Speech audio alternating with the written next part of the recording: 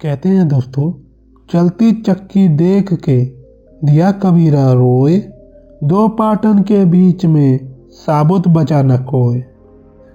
ओम नमो श्री साईनाथाय नमः। तो दोस्तों, मैं श्री साईं बाबा के सच्चरित्र के अध्याय 1 का आरंभ करने जा रहा हूँ।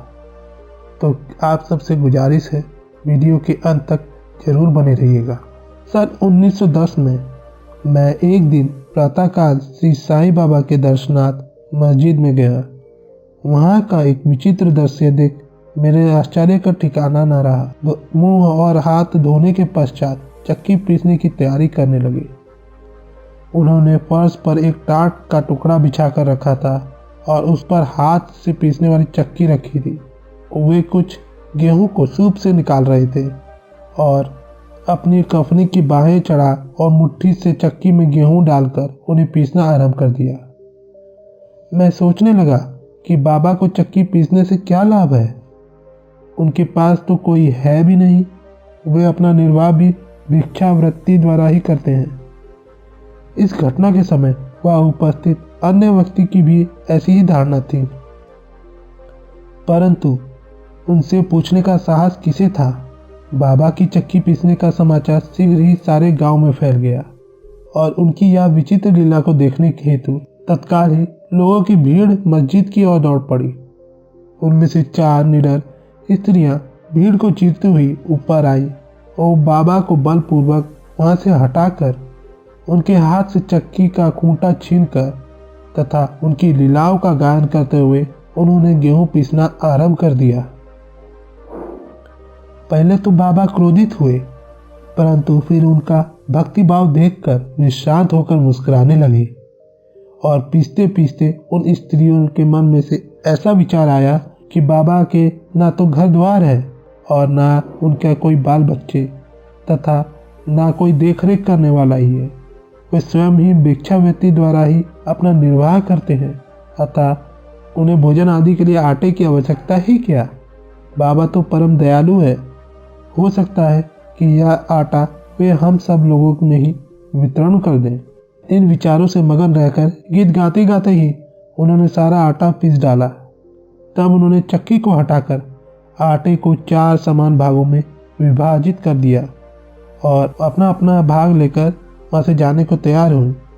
अभी तक तो शांत मुद्रा में निमग्न बाबा तत्क्षण ही क्रोधित हो उठे और उन्होंने अपशब्द कहने लगे, स्त्रियों, क्या तुम पागल हो गई हो?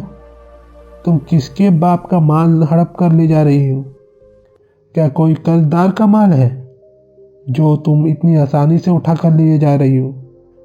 अच्छा, अब एक कार्य करो कि इस आटे को ले जाकर गांव की मेड़ पर बिखेराओ।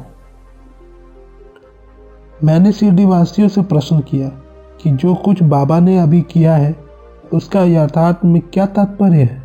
उन्होंने मुझे बताया कि गांव में हैजा का जोरों से प्रकोप है और उसके निवारण के लिए ही बाबा का यह उपचार है। अभी जो कुछ आपने पीसते देखा है वह गेहूं नहीं, वह हैजा थी जो पीसकर नष्ट भ्रष्ट कर दी गई है। इस घटना के पश्चात सचमुच हैजा की संक्रामकता शांत हो गई और ग्रामवासी सुखी हो गए। यह जानकर मेरी प्रसन्नता का पारावर न रहा। मेरा कौतूहल जागृत हो गया। मैं स्वयं से प्रश्न करने लगा कि आटे और हैजा रोग का तथा पारंपरिक संबंध क्या है। इसका सूत्र कैसे ज्ञात हो। घटना बुद्धि गम्य से प्रतीत नहीं होती। अपने हृदय को संतुष्टि के हेतु इस मधुर लीला को मुझे 4 शब्दों में महत्व अवश्य प्रकट करना चाहिए। लीला पर चिंतन करते हुए मेरा हृदय प्रफुल्लित हो उठा। इस प्रकार बाबा का जीवन चरित्र लिखने के लिए मुझे प्रेरणा मिली। यह तो सब लोगों को ज्ञात ही है कि यह कार्य बाबा की कृपा और शुभ आशीर्वाद से ही सफलतापूर्वक संपन्न हो गया। आटा पीसने का तात्पर्य शिरडी वासियों ने इस आटा पीसने की घटना का जो अर्थ लगाया वह तो प्राय ठीक ही है, परंतु उसके अतिरिक्त मेरे विचार से कोई अन्य अर्थ भी है।